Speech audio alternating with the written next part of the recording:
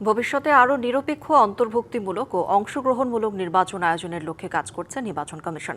এমনটা জানিয়েছেন নির্বাচন কমিশনার আবুল ফজল মোহাম্মদ সানাউল্লাহ। সকালে রাজধানীর একটি হোটেলে নির্বাচন পর্যবেক্ষণ, সংস্কার ও নির্বাচন ব্যবস্থা নিয়ে অংশীজনদের সঙ্গে সংলাপে এ কথা জানান তিনি।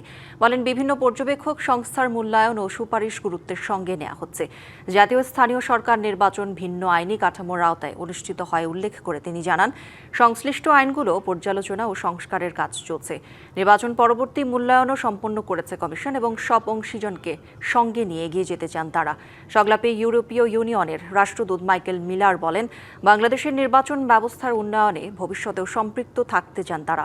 বিশেষ করে নারী, সংখ্যালঘু ও পিছিয়ে পড়া জনগোষ্ঠীর অংশগ্রহণ বাড়াতে নির্বাচন কমিশনের সঙ্গে যৌথভাবে কাজ করার আগ্রহ প্রকাশ করেন তিনি।